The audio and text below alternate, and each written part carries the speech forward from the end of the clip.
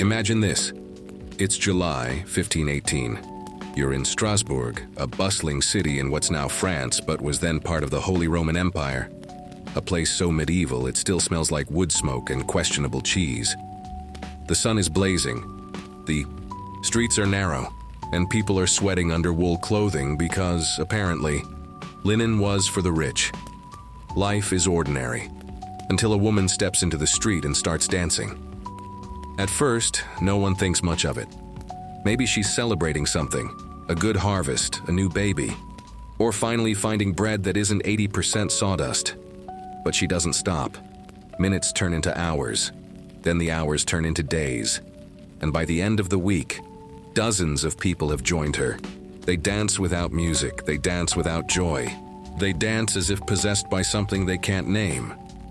This, the dancing plague of 1518, is one of those moments in history that makes you pause and think, there's no way this actually happened. But it did.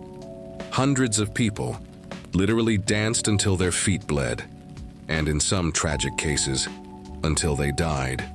Welcome to Sleepy Dreamer in America. Tonight, we're going to take a slow, dreamy dive into one of the strangest mass hysterias ever recorded, where religion, stress, starvation, and maybe even moldy bread all combined into a medieval fever dream of movement. So settle in, get comfortable, and let's dance our way, slowly, very slowly, into the mystery. Now, before everyone starts imagining medieval raves, let's set the scene properly. Strasbourg, 1518, wasn't exactly a fun place to live. This was a world before deodorant, antibiotics, or therapy. A combination that made for some truly interesting coping mechanisms. Europe had been hit by repeated famines. The Black Death was still a fresh memory, and the church had a tight grip on everyone's beliefs and fears. The people of Strasbourg were tired, spiritually, emotionally, and probably physically malnourished. It was a time when if your crops failed, you didn't complain. You just accepted it as divine punishment for something your neighbor probably did. So when Frau Trophäa, yes, that's the name history gives her, stepped out into the street and began to dance, people didn't laugh. They stared. And when she kept going the next day and the next, people started whispering. At first, neighbors gathered around her with concern. Maybe she was cursed. Maybe she was sick. Maybe she just had enough of her husband. One chronicler wrote that she danced for 6 days and 7 nights without rest. Another said her shoes filled with blood. Yet somehow she couldn't stop. And then something even stranger happened. Other people began to join her. By the end of the first week, about 30 people were dancing uncontrollably in the streets. Within a month, the number grew to around 400. Imagine 400 people. Bakers, merchants, mothers, even monks, all swaying, spinning, collapsing, and then getting back up again. No music, no party, just movement. Now, if this happened today, it would be on TikTok in about 30 seconds, with hashtags like Tsar's Medieval Rave or Dance Until You Drop Challenge. But in 1518, it was something else entirely. It was terrifying. People collapsed from exhaustion. Some reportedly died of heart attacks or strokes. And yet, others kept moving, as if they were being driven by an invisible force. City leaders, understandably, panicked. Doctors were called in, though doctor in 1518 meant someone who might prescribe leeches for emotional imbalance. Their conclusion, too much hot blood. Seriously, the official diagnosis was that the dancers' blood had overheated, and they just needed to dance it out. So the authorities, in one of the greatest historical miscalculations ever, decided to encourage the dancing. They cleared spaces for the dancers. They built a stage. They even hired musicians, to help them sweat it out. And that's when things got worse. Picture this, a makeshift wooden platform in the town square, a small medieval band playing flutes and drums, and hundreds of people flailing around under the summer sun. The heat, the smell, the exhaustion, the fear. It's both absurd and deeply sad. This wasn't a celebration anymore, it was desperation. The dancers didn't look joyful. They looked trapped inside their own bodies, begging to stop but unable to. And as more people died, the city. Leaders realized maybe this wasn't the best medical strategy, so they banned music. They shut down the public dancing spaces. And then they did what medieval people always did when they didn't understand something. They blamed sin. Soon, religious explanations began to take over. The people of Strasbourg believed the dancers were cursed, punished by Saint Vitus, the patron saint of dance and epilepsy. Yes, there actually is a patron saint of dance. The medieval church was nothing if not specific. Priests declared that the dancers had angered Saint Vitus, and the only way to stop the plague was to make a pilgrimage to a shrine dedicated to him. So the authorities gathered up the still dancing citizens. Imagine trying to herd 400 people who can't stop moving, and marched them to a nearby shrine, hoping divine forgiveness would break the spell. Some reportedly recovered there, others didn't. And just like that, as mysteriously as it began, the dancing plague slowly faded away. But the mystery of why it happened, that would haunt historians for centuries. Was it mass hysteria, religious fervor, poisoned bread, or something even stranger, like a psychological outbreak caused by collective trauma? We'll explore that. But first, let's linger on the strangeness of what we just heard. A city full of starving, exhausted, frightened people who suddenly began to dance themselves into collapse. It sounds absurd, but in the context of their world, it almost makes sense. When your entire life feels like punishment, when the church tells you that suffering is holy, and when your body is the only thing you can control, dancing might have felt like rebellion, or surrender, or maybe both. By the end of that hot summer, the city was left shaken. The dancing stopped, but the fear lingered. Chroniclers would later write about it in disbelief, sometimes even mocking it. But beneath the ridicule was something more human. Because the dancing plague of 1518 wasn't just a bizarre event. It was a window into the fragile psychology of a world under immense stress. And that, perhaps, is why the story has survived for more than 500 years. In the next part, we'll rewind a little to explore what life was really like in Strasbourg in 1518, what conditions led to this strange eruption, and how ordinary people might have felt trapped in a world that made no sense. Because sometimes history's strangest stories aren't about madness at all, but about people just trying to find a way to feel alive.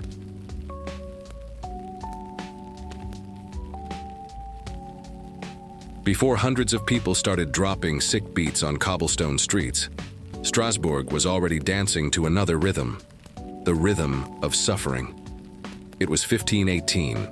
The Renaissance was blooming in Italy, but up in the Holy Roman Empire, things were less Michelangelo painting ceilings and more "please let my crops grow this year." Let's take a slow walk through the city. The air smells of bread, sour, dark, heavy loaves made from rye.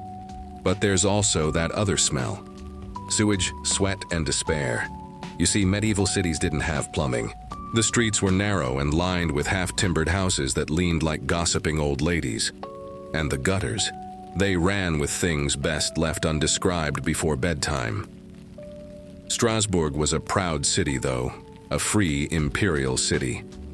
That meant it wasn't ruled directly by a king, but by a council of wealthy merchants and nobles who, of course, cared deeply about the common people. As long as the common people paid their taxes and didn't ask questions, and people were stressed.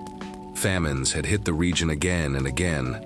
Just the year before the dancing began, the Rhine River had flooded, destroying crops and homes.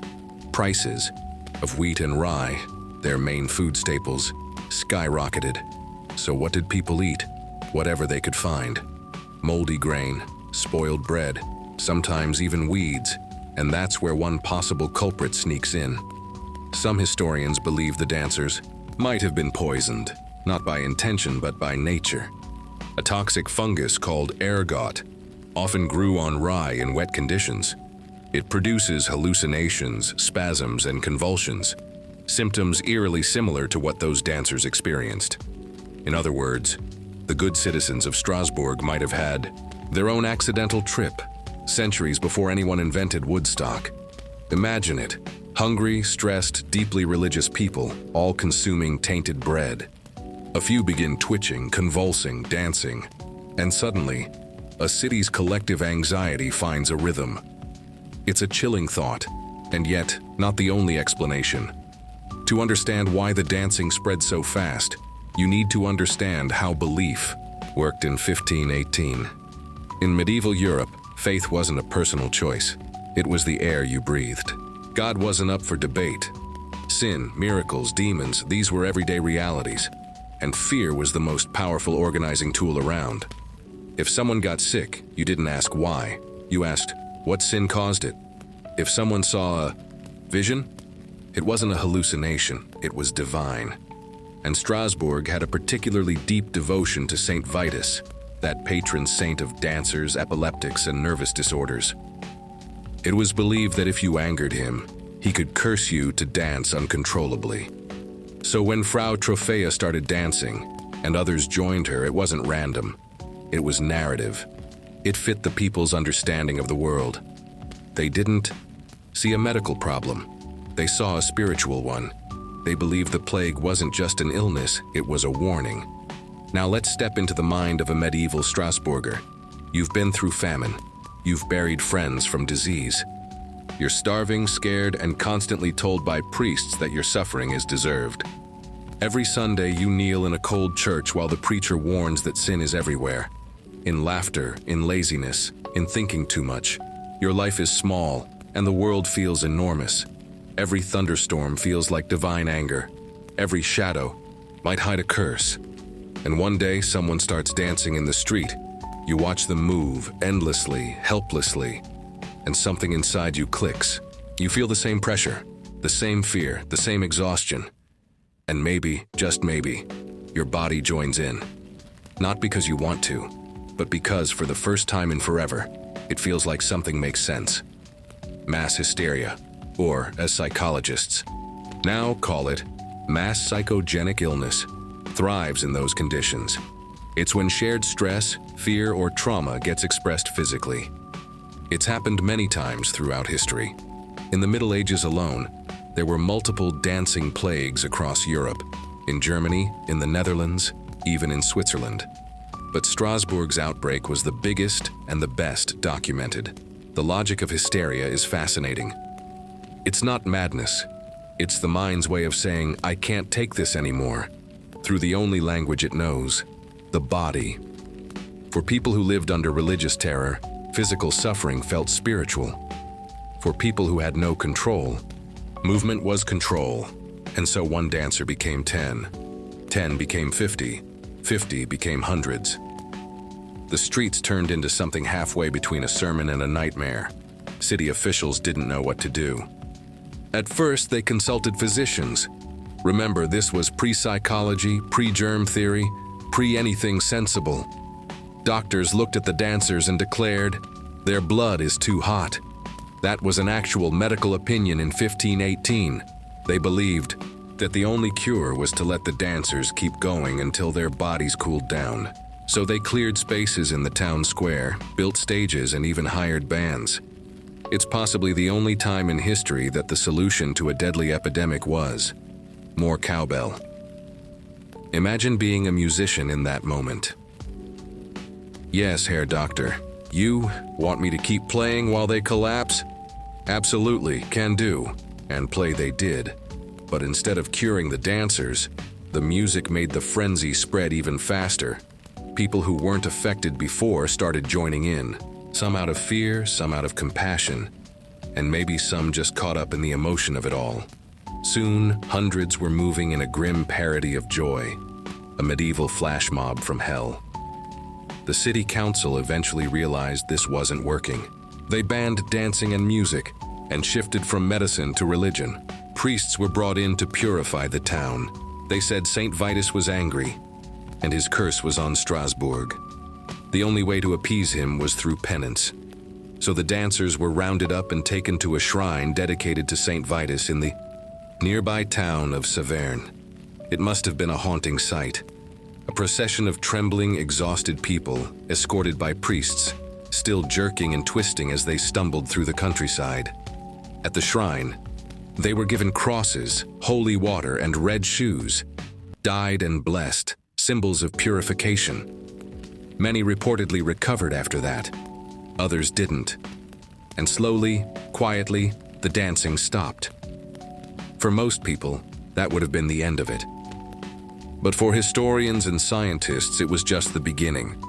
Because what happened in Strasbourg wasn't just a strange medical case. It was a mirror of human psychology, society, and faith colliding. It tells us that under the right pressure, belief can become contagion, and that sometimes the scariest outbreaks aren't caused by germs, but by ideas. Now, centuries later, scholars still argue about what really happened. Some side with the ergot poisoning theory, pointing out that similar outbreaks occurred in regions that ate the same rye-heavy diet. Others say it was pure mass psychogenic illness, a socially contagious breakdown born from fear, poverty, and the crushing weight of religious guilt. Maybe it was both. Maybe the tainted bread sparked the fire, and hysteria fanned it into an inferno. Whatever the cause, the story remains one of history's strangest reminders that the mind and body are not separate, especially when both are pushed to the edge. And yet, there's something else, something deeper. Because beneath the horror, the dancing plague also feels like protest, an unconscious rebellion against a world that gave people no freedom, no joy, and no say in their own suffering. In a city where laughter was sin and work was salvation, maybe dancing was the only way to speak, even if it killed them. In the next part, we'll go deeper into that world, into the religious mindset of 16th century Europe, how saints and superstition ruled daily life, and why people genuinely believed that their bodies could be hijacked by divine punishment. We'll explore the curious story of Saint Vitus, the dancing saint himself, and how his legend turned from hope to fear, from celebration to curse. So take a deep breath. The music may have stopped in Strasbourg, but the echoes are still dancing through history.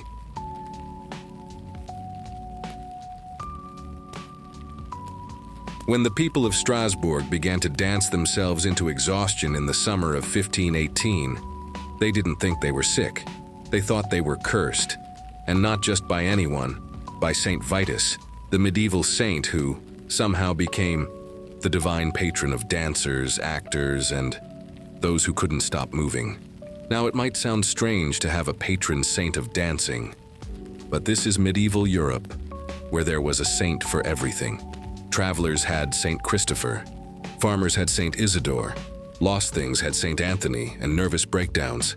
Well, apparently that was Saint Vitus's department. But to really understand how the citizens of Strasbourg saw their strange outbreak, we need to understand him. So let's step back, way back. Saint Vitus was said to have been a Christian martyr from Sicily in the 4th century, a boy who refused to renounce his faith under the Roman Emperor Diocletian. As the legend goes, he was tortured, thrown into boiling oil, and miraculously survived. At least for a while.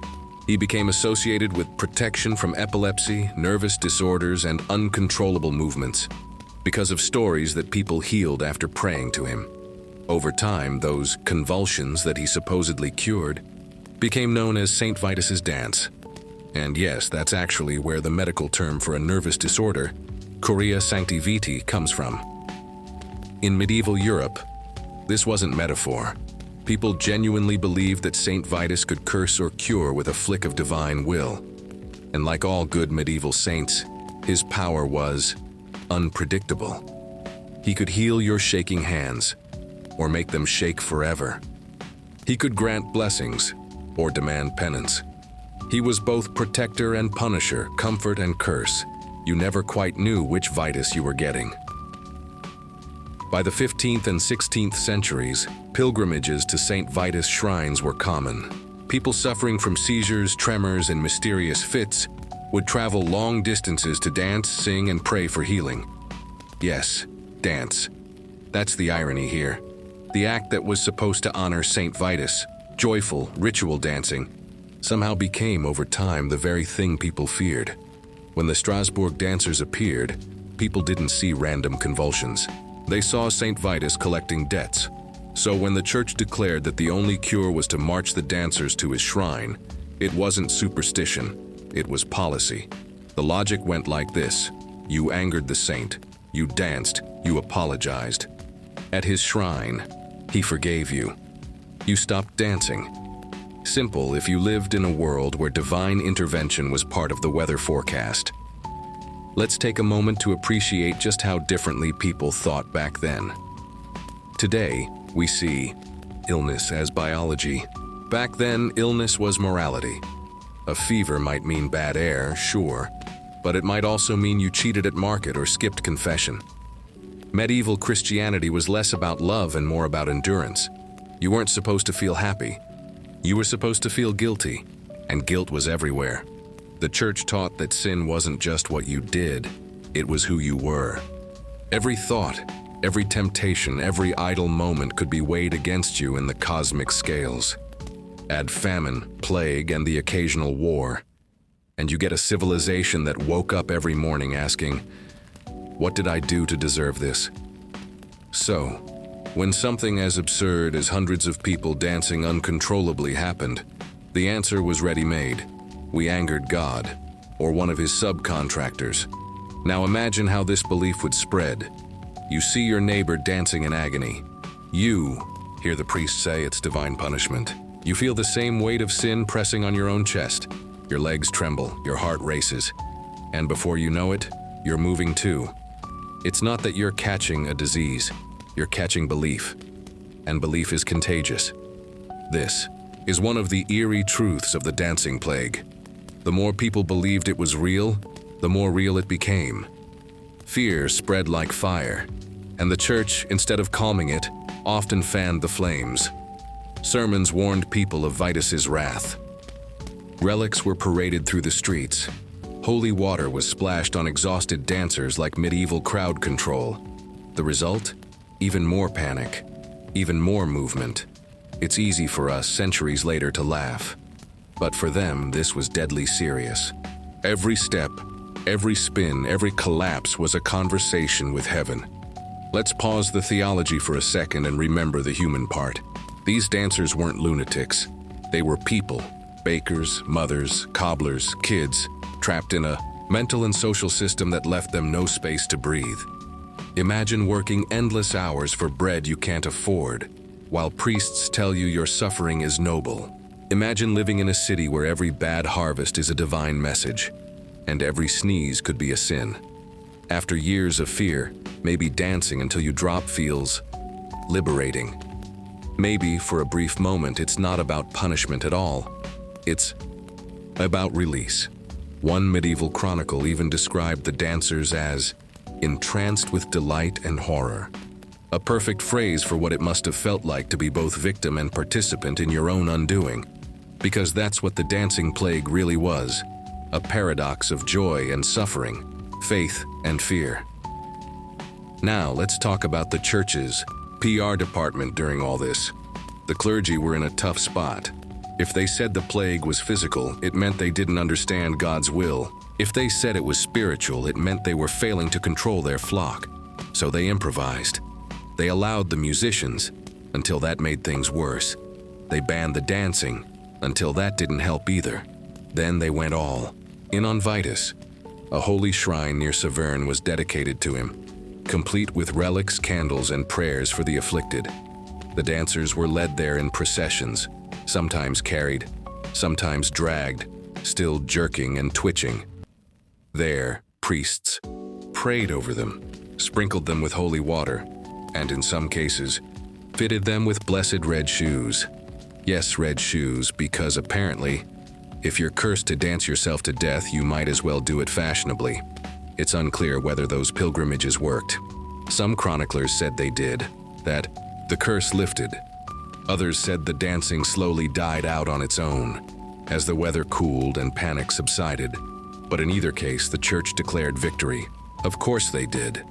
It's not like anyone could fact-check them on Twitter, and St. Vitus's reputation survived, partly as a healer, partly as a reminder of divine punishment. Even centuries later, people continued to pray to him for relief from trembling, seizures, and anxiety. In some regions, villagers still held Saint Vitus's dances, ritualized celebrations to prevent another outbreak. What started as a tragedy turned into tradition, and that might be the most medieval thing of all. There's something haunting about the idea of a society so frightened by life that it interpreted every twitch as supernatural. But then again, are we really that different? When something unexplainable happens, we still search for meaning. We still project belief onto the unknown. We just trade saints for science and curses for algorithms. Maybe we don't dance in the streets anymore. But panic still spreads, sometimes faster than ever. Mass hysteria never really disappears. It just updates its wardrobe. And so, Saint Vitus, the boy martyr turned patron saint of dancers, became forever linked with the 1518 plague. A story of faith, fear, and feet that refused to stop. But the story doesn't end there. Because while religion played a role, there were other forces at work in Strasbourg that summer. Forces far more earthly. Political, social, and psychological. In the next part, we'll look at how power, class, and control shaped this bizarre outbreak. How the wealthy interpreted the dancing plague as divine entertainment, while the poor lived it as torment. How the Church and the city council used fear to keep the peace. And how, in a way, the dancing plague was a protest in disguise, because sometimes the body says what the tongue cannot.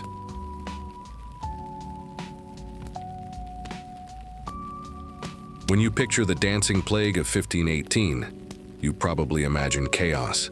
Bodies spinning through the streets, feet blistered, hearts racing, music pounding like a drum of madness. But behind all that wild movement, there was something else at play, still silent, invisible power. Because the thing about mass hysteria is that it doesn't happen in a vacuum. It happens in a society under pressure. And Strasbourg, in the summer of 1518, was under a lot of pressure.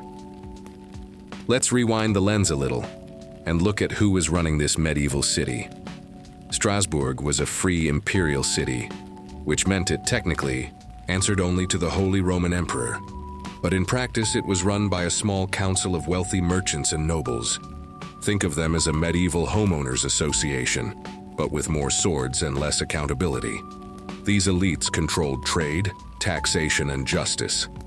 They were the ones who decided who got to sell bread, who got to preach, and who got to eat. Below them were the guilds, the craftsmen, bakers, and artisans who made the city function, but had little say in how it was run. And below them were the poor, peasants, laborers, and beggars, who made up the majority of the population.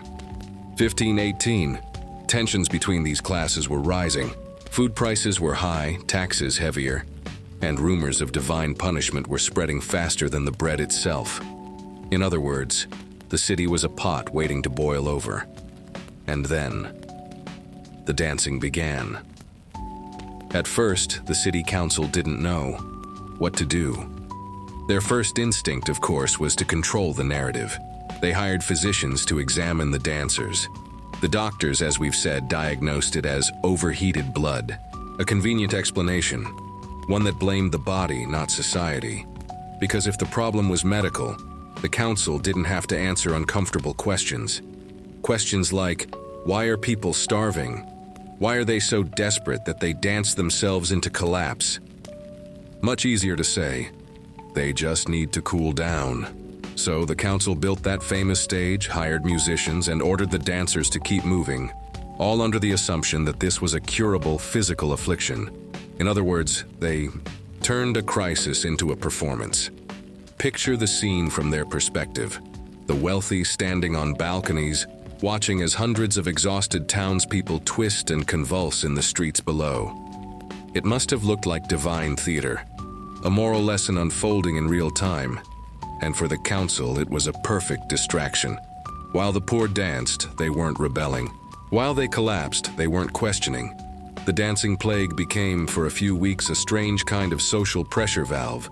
Terrifying, yes, but also useful, because fear is a great way to keep order. And that brings us to a quiet truth about mass hysteria. It doesn't just reveal chaos, it reveals control. For the common people, the plague was a nightmare. For the authorities, it was an opportunity. They could reinforce moral authority, religious obedience, and social hierarchy, all by labeling the dancing as sin or sickness rather than suffering. And it worked. When the council eventually switched from medical crisis to religious punishment, they strengthened the church's hand even more. Priests began leading public prayers. Citizens were urged to confess, fast, and donate to religious causes. The city became one big penance ritual.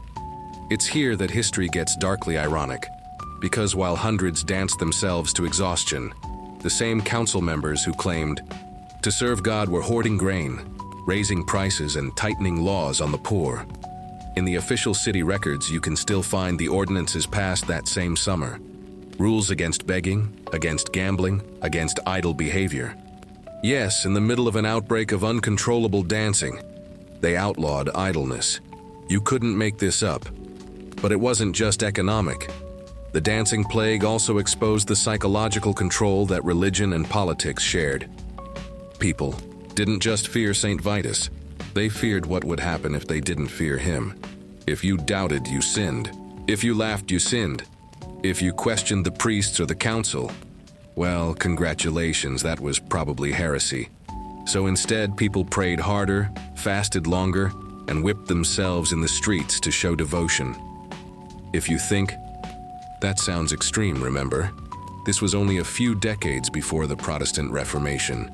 Martin Luther would soon be nailing his 95 Theses to a church door, calling out the corruption of the Catholic Church. But in 1518, those whispers of rebellion were just starting to spread. And Strasbourg, a city split between faith, fear, and famine, was right at the fault line. So what looked like random dancing may actually have been a kind of collective breakdown, a physical manifestation of tension that had nowhere else to go. The poor couldn't protest openly. They couldn't challenge authority. But their bodies could, and they did. Their feet became their rebellion. The irony is, the more they danced, the more the authorities blamed them, not the world that broke them. It's a pattern that repeats itself in history. When people act out under pressure, the system labels them sick instead of suffocating. There's another layer to this, the role of the spectacle. In a way, the dancing plague was the first viral event of the pre-modern world. Everyone was talking about it. Letters were written to neighboring towns. Merchants gossiped about it. At market stalls, priests used it as sermon material. Even artists would later depict scenes of the dancing madness, exaggerated, grotesque, and tragic. For the elites, it became a symbol. This is what happens when you give in to temptation. This is why you must obey. The story spread, and with each retelling, the dancers became less human, more monstrous. That's how history works when power writes it. The sufferers become symbols. The pain becomes morality. But here's the quiet counterpoint. Not everyone bought that narrative. Some local chroniclers, writing years later, suggested that the dancers weren't possessed. They were protesting. That maybe this wasn't just a curse.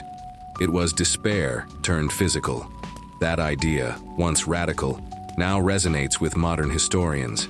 They see the dancing plague not just as hysteria or fungus poisoning, but as an act of involuntary defiance.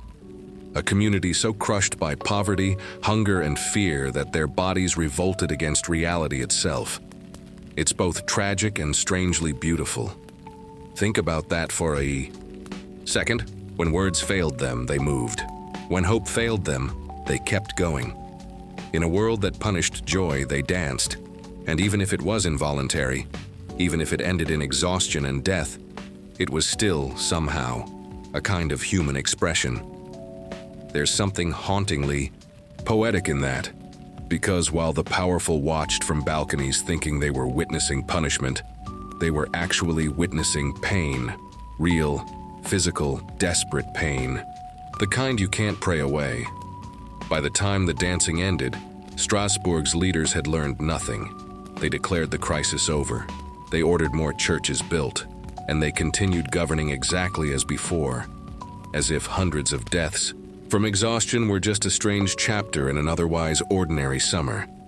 History doesn't record any public apology, no reforms, just silence. The city moved on. The dancers were forgotten. But for those few weeks in 1518, the powerless made themselves impossible to ignore.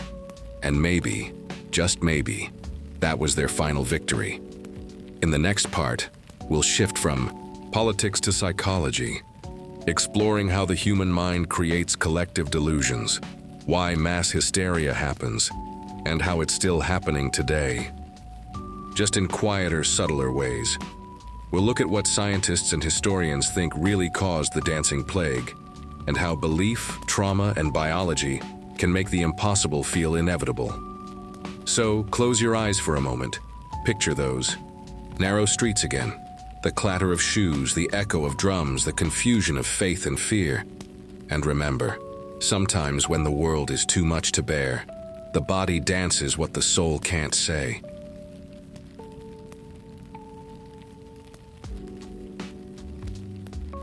Let's take a step back from Strasbourg's cobblestone chaos and look inside the human mind for a bit. Because as wild as it sounds, hundreds of people dancing until they dropped, this wasn't the first time, nor the last, that human beings lost control together. It turns out the brain can catch ideas the same way the body catches colds. Picture this. You're sitting in a crowded room. Someone yawns. You resist, but then you yawn too. That's a simple, harmless form of social contagion.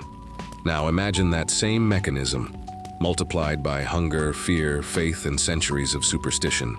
You start to see how one woman's trembling could become an entire city's delirium. Modern psychologists have a name for it: mass psychogenic illness, or more poetically, mass hysteria. It happens when a group of people experiences real physical symptoms: fainting, twitching, nausea, convulsions, without any physical cause. The trigger? Stress, trauma, fear, and most dangerously, belief. Belief is contagious.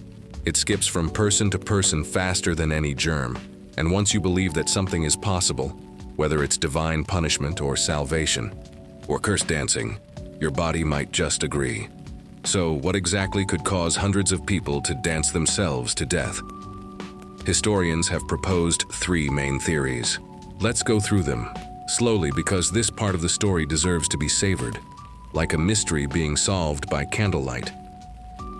Theory 1. The ergot hypothesis. Poisoned bread for centuries. One explanation has stood out like a suspicious loaf on a bakery shelf: ergot poisoning.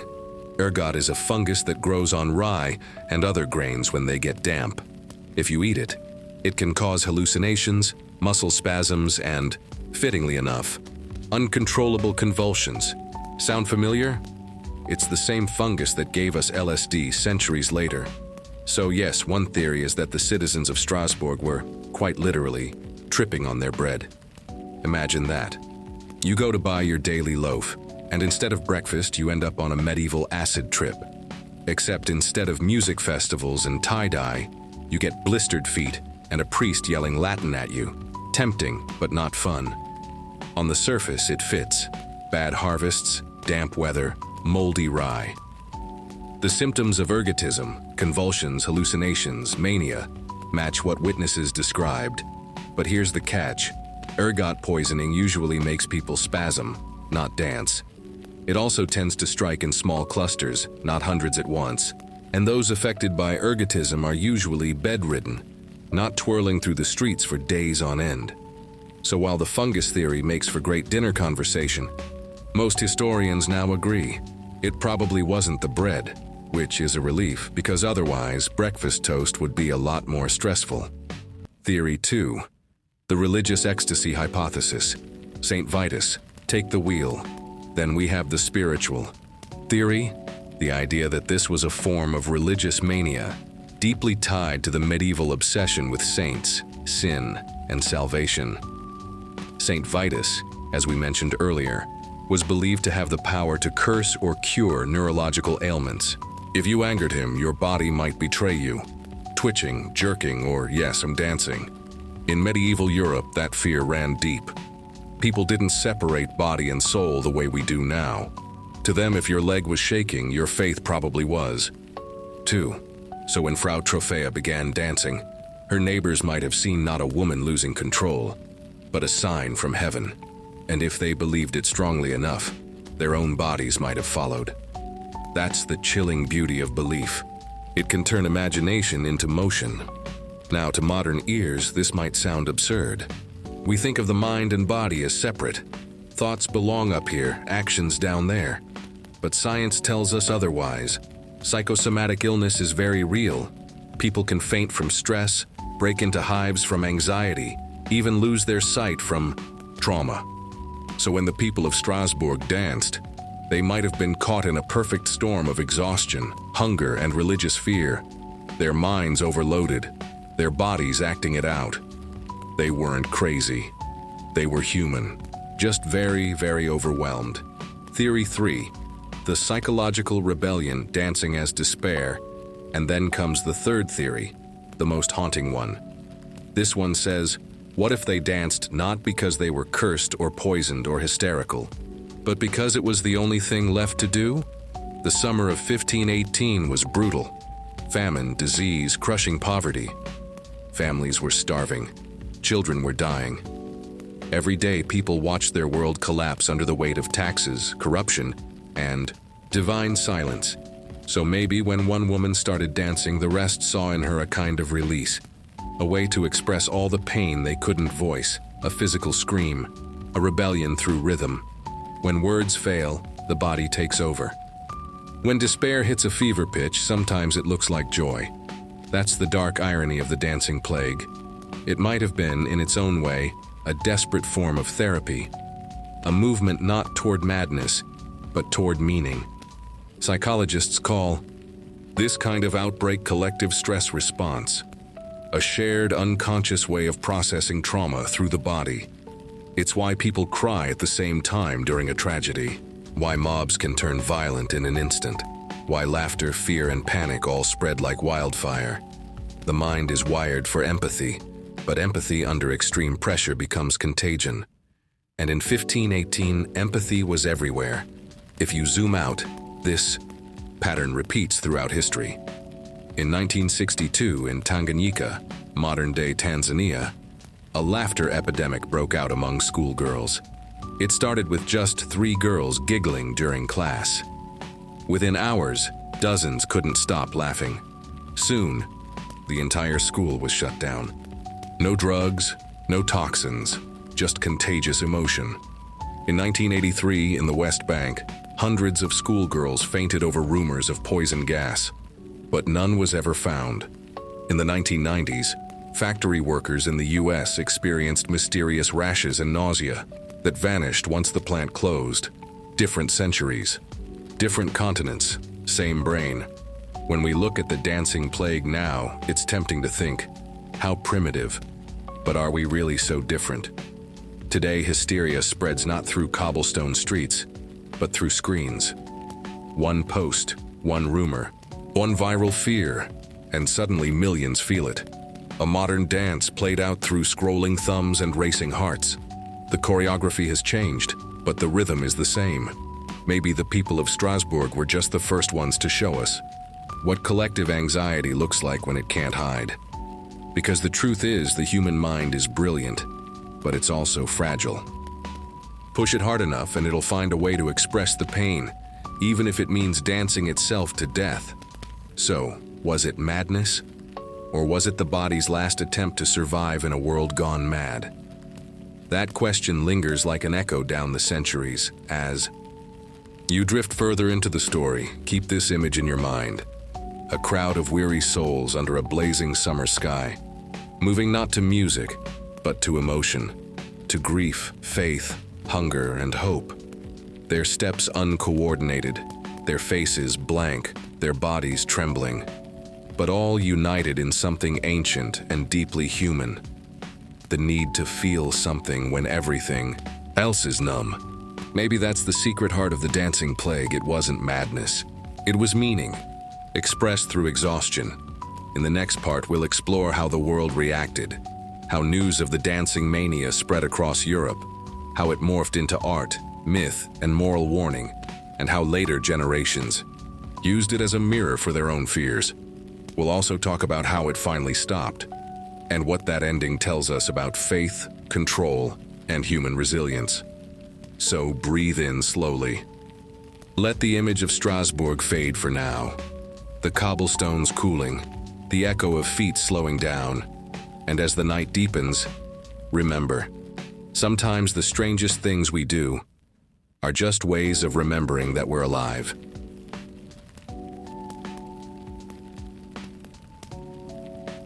There's a strange quiet that comes after madness, the kind of silence that makes you wonder whether the noise ever really happened.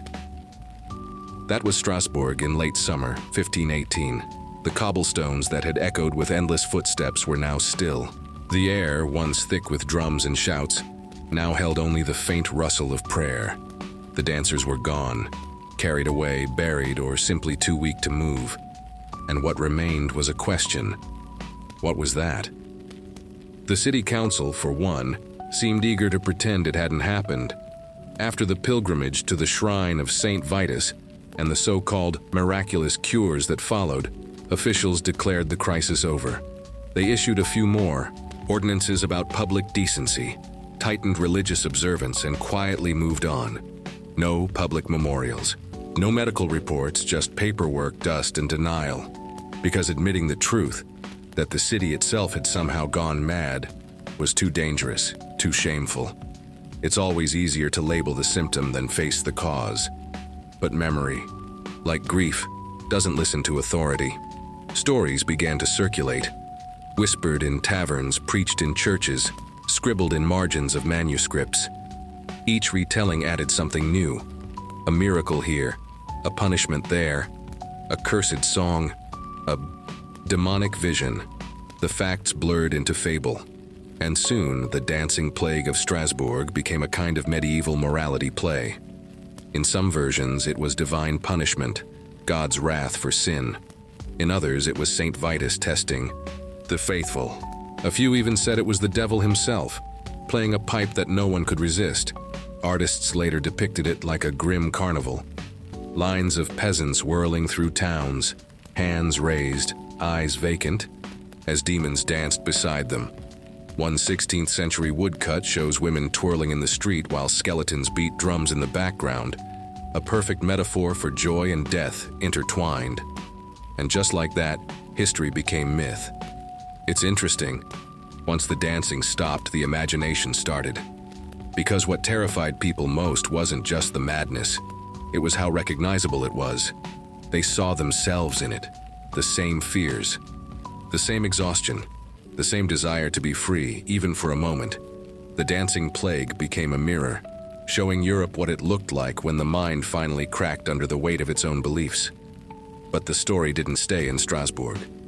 Similar outbreaks had happened before, in 1374 in Aachen and across the Rhine Valley. But after 1518, the legend spread even further. Chroniclers connected it to earlier dance manias, creating a whole mythology of cursed motion. From Flanders to Italy, people spoke of Saint Vitus's dance, Chorea Sancti Viti, or in the local tongue, Tanzwut, the dance frenzy. The name stuck for centuries. Even modern medicine borrowed it. For a long time, Saint Vitus's dance was used as a nickname for a real neurological condition, Sydenham's chorea, a disorder that causes involuntary jerking. So the legacy of the dancing plague literally entered the language of science. That's how deep its echo ran. But there was also art. Painters, poets, and playwrights found something irresistible in the image of joyful madness. It was morbidly beautiful, a perfect contradiction. Here were people dying while dancing, suffering that looked like celebration, punishment disguised as pleasure. You can almost see why Renaissance artists were drawn to it. They loved contradictions. In fact, it wouldn't be too far-fetched to say that the dancing plague helped inspire the darker side of European art, the grotesque, the surreal, the macabre. It became a way to talk about what couldn't be said, fear, faith, and the fragility of sanity, and then came the philosophers. Centuries later, Enlightenment. Thinkers looked back and scoffed. They saw the dancing plague as proof of medieval superstition, the kind of thing that happened before reason arrived. Voltaire might have called it a carnival of ignorance. Rousseau would have seen it as the soul rebelling against oppression. Either way, they missed the point, because the dancing plague wasn't just ignorance. It was emotion made visible, a society's inner breakdown expressed through movement. And reason, no matter how sharp, doesn't protect you from feeling. Fast forward again, to the 19th century. The story of the dancing plague was rediscovered by scholars of folklore, people fascinated by Europe's stranger chapters. They collected the old tales, translated the chronicles, and added their own interpretations. Some compared it to witchcraft hysteria. Others saw it as a form of early social protest. A few even romanticized it, painting it as a tragic ballet of freedom and despair. By then, it had become history's perfect metaphor, a story that could mean whatever the age needed it to mean. In the 1800s, it was about faith and reason. In the 1900s, about psychology and trauma. In our time, it's about collective panic and misinformation. Each generation rediscovers Strasbourg and sees itself dancing in the streets. Let's pause on that for a second, because maybe that's the real legacy. Not the deaths or the mystery, but the reflection. The dancing plague keeps returning, not in bodies, but in stories. Because deep down it speaks to something eternal in us. The fear of losing control, and the fascination with watching others do it. We turn tragedy into entertainment. We turn hysteria into history, and we call it learning. But what about the people themselves? The dancers, the witnesses, the families left behind. History, as usual, went quiet on them. No names, no graves, just anonymous movement, recorded by men with pens who couldn't imagine the pain behind it. We know Frau Troffea's name only because she was first. After that, the record dissolves. Hundreds of lives, reduced to a footnote in a city ledger, and yet 500 years later, we're still talking about them, still picturing them, still trying to understand. That, in its own quiet way, is a kind of immortality. So the music stopped. The city moved on. But the story, it kept dancing. Through books, through brushstrokes, through whispers in classrooms and candlelit taverns, it became part of the long rhythm of human history. The pattern of panic, pain, and meaning we keep replaying. The dancers are gone, but their motion lingers. Every time a rumor spreads, every time fear becomes contagious, every time people lose themselves in something bigger than reason, that rhythm stirs again. And maybe that's what we really inherited from Strasbourg, a reminder that beneath our calm surfaces, we're all one collective heartbeat away from breaking into a dance we don't fully understand. In the next part, we'll turn to the science of belief and the body, how modern neuroscience explains mass behavior, what happens in the brain when hysteria spreads, and why the line between sanity and surrender is thinner than we think. So for now, breathe out. The city is quiet, the cobblestones cool, and in that stillness the ghosts of the dancers rest, not cursed, not crazy, just human.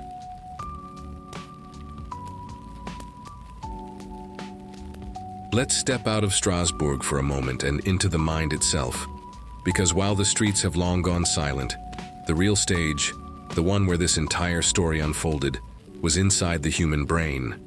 And honestly, it's a weird little place. It's full of logic and emotion, imagination and panic, all living together like bad roommates in a tiny apartment.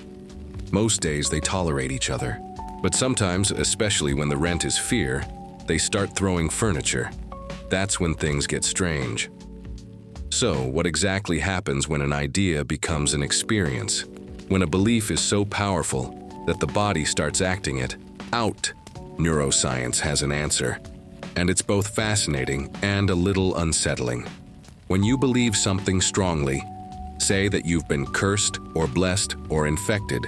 Your brain activates the same neural circuits as if it were really happening. In other words, belief isn't just a thought. It's an instruction. Your brain doesn't wait to verify. It gets to work. Heart rate changes, hormones shift, muscles tense, neurochemicals flood your system, creating sensations that feel entirely real. That's why placebos work. It's also why panic attacks feel like heart attacks. And in Strasbourg, 1518, it's probably why hundreds of people felt their bodies moving without control. Their brains weren't lying. They were obeying. Now add rhythm to that mix, and you've got the perfect storm. See, the human brain loves rhythm. It's wired for it. From the heartbeat we hear in the womb to the music we move to as kids, rhythm is the language of the nervous system. When you hear a beat, your motor cortex, the part of the brain that controls movement, starts firing automatically, even if you don't actually move. That's why your foot taps to music you don't remember starting. It's involuntary. So imagine hundreds of people in a crowded square, drums pounding, emotions high, fear thick in the air. Their brains synchronize, literally. Neuroscientists call it entrainment. It's the process of one rhythm aligning with another, and when it happens collectively, it can override individual control. That's what concerts, marches, and religious rituals all tap into. The merging of minds through rhythm. It's euphoric, it's powerful, and sometimes it's unstoppable. Now, combine entrainment with mass stress, religious belief, hunger, and social contagion, and you have Strasbourg, 1518. In modern terms, it was a neurological flash mob, except instead of smartphones, they had superstition. And instead of choreography, they had chaos. Here's something else that makes this phenomenon uniquely human: mirror neurons. Discovered in the 1990s, mirror neurons are the brain cells that fire when you see someone else doing something, smiling, crying, yawning, dancing. Your brain mirrors the action, simulating it internally. That's why empathy feels physical. You don't just understand pain, you feel it. You don't just see movement, you echo it. So when one person began dancing in Strasbourg, their neighbors' brains might have unconsciously joined in before their bodies even realized. It wasn't mass possession, it was mass empathy, hijacked, and here's where it gets poetic.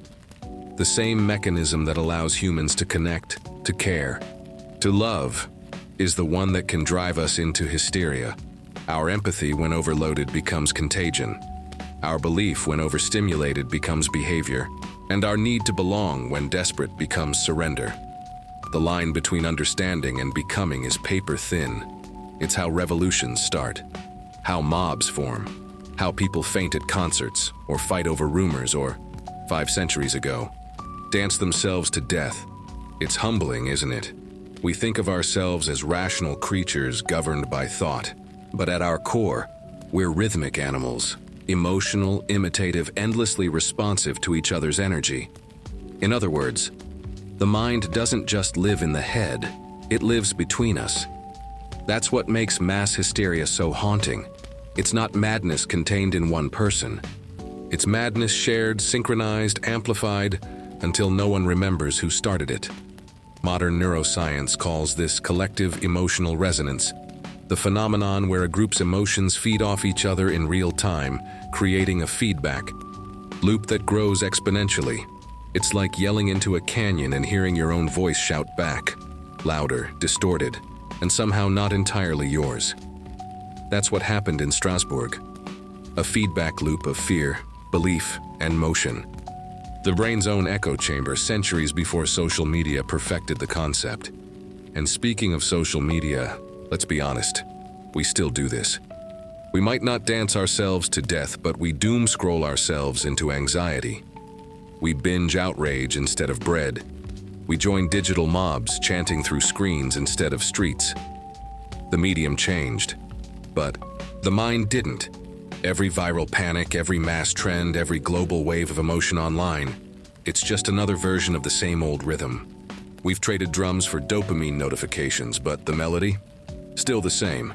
If anything, the Strasbourg dancers remind us that hysteria isn't a flaw. It's a side effect of empathy, the price we pay for being connected. The same neural wiring that makes us capable of compassion also makes us vulnerable to chaos. It's beautiful, really. Terrifying, yes, but also deeply human, because it means that beneath all our reason and technology, we're still creatures of feeling, still capable of being moved, literally, by each other. So maybe when we think of those dancers twirling in the streets, we shouldn't picture madness. We should picture mirrors, hundreds of human mirrors, reflecting one another's fear, hope, and exhaustion, until the reflection took on a life of its own. The plague wasn't just in their minds, it was their minds, linked, overloaded, and desperate to express something that words couldn't. In that sense, the dancing plague wasn't an outbreak of insanity. It was a tragic symphony of humanity, conducted by belief, scored by fear, and performed by the body itself. And that brings us to the final question. How do you stop a dance like that? How do you break the rhythm when the mind refuses to let go? The answer, as we'll see in the final part, wasn't found in medicine or logic, but in ritual, in silence, and in surrender. The same way it began. So for now, let the sound fade a little. The pulse slows, the echoes soften, and in the stillness that follows, remember, the mind is powerful enough to move the body, but sometimes it takes a miracle or mercy to make it stop.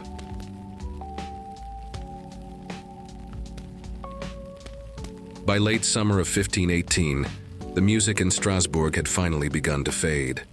Not because the people stopped playing, but because there was no one left to dance.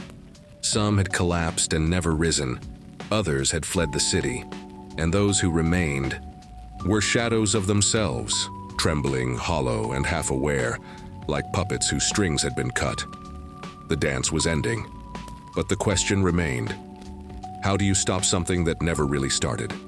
The local authorities, desperate and embarrassed, tried one last solution. They gathered the remaining dancers and led them, some carried, some dragged, up into the hills to a small shrine dedicated to Saint Vitus. Yes, the same saint who was supposed to cause the dancing. Apparently, they thought it was best to return the problem to its source. Like rebooting a cursed computer, they were brought barefoot to the shrine, where priests performed rituals, blessed them, and placed small crosses in their hands. They were given holy water, prayers, and quiet, a mercy the city hadn't offered in weeks. And slowly, something shifted. Whether it was the change of scenery, the cool mountain air, or the deep stillness of the chapel, the rhythm began to break. Bodies that had been ruled by frenzy began to rest. Breathing slowed. Eyes stopped darting. The music in their minds faded into something almost like peace. The plague was over, or at least over enough for history to move on. The records don't tell us what became of the survivors, but they do tell us what became of the city. Silence. No one really wanted to talk about it. The chronicles mention it briefly, almost apologetically. Like a family secret everyone agrees not to bring up at dinner. There were no monuments built, no poems written, no moral lessons carved into stone. It simply ended. And for centuries, no one could quite explain why it started in the first place, or why it stopped when it did, which, if we're honest, might be the most human thing about it. We like to think every mystery has a reason. But sometimes the answer is just because we couldn't take it anymore. Modern historians have tried, of course.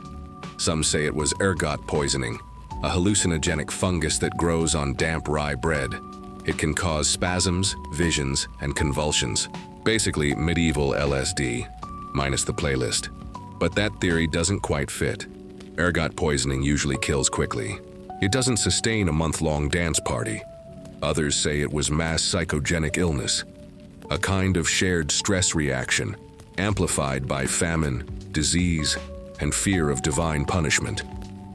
That one feels closer to the truth. The city was starving. The people were frightened. Their world had been turned upside down by plague, poverty, and punishment. So when one woman began to dance, Perhaps what spread wasn't madness, but recognition. They saw themselves in her, their exhaustion, their guilt, their need for release. And one by one they joined, until it became a movement no one could control, a cry too big for words expressed through motion. And maybe that's what's so haunting about the dancing plague. It wasn't an act of rebellion or worship. It wasn't music or magic. It was something quieter, sadder, and profoundly human. It was the body speaking when the mind could not. When words failed, the body moved. When silence became unbearable, rhythm took over. It was grief turned kinetic, fear turned physical. A generation's anxiety made visible in the most literal way possible. They weren't just dancing, they were releasing. There's something strangely poetic about that, isn't there? Because even now we do the same thing. Just in different ways. We run when we can't think. We scroll when we can't sleep. We fill silence with noise because stillness can be unbearable. Our world hums with movement, productivity, distraction, urgency, all of it rhythmic in its own way. We might not call it dancing, but our bodies know better. Sometimes we move not because we want to, but because stopping feels impossible. The dancing plague then becomes more than a historical curiosity, becomes a mirror, a reminder that every generation finds its own rhythm of hysteria, its own way of spinning in circles until exhaustion feels like relief. And maybe the lesson isn't how to stop dancing. Maybe it's how to listen for the music before it takes control. To pause long enough to ask, why am I moving? Who set the tempo? And is this my rhythm or someone else's? Because in the end, the people of Strasbourg didn't find peace through control or science or punishment. They found it in stillness, in the quiet up in the hills, with their bare feet on the earth and their eyes lifted to something beyond fear. They stopped, not because the world made sense again, but because for the first time they let it be silent. And that's where we'll leave them. In a small mountain chapel in the summer air of 1518, their hearts slowing, their hands unclenched, their bodies finally remembering what rest feels. Like maybe the miracle wasn't that the dancing stopped. Maybe it was that silence returned. Because sometimes the most sacred thing we can do is stop moving, to listen, to breathe, and to let the rhythm fade until all that's left is peace. So if you're still awake, first of all, congratulations. You've just made it through one of the strangest true stories in human history, and if you're drifting off, even better. Maybe that's your own body remembering what stillness feels like. Because the world is loud, the rhythm constant, and sometimes the bravest thing any of us can do is stop dancing. Good night.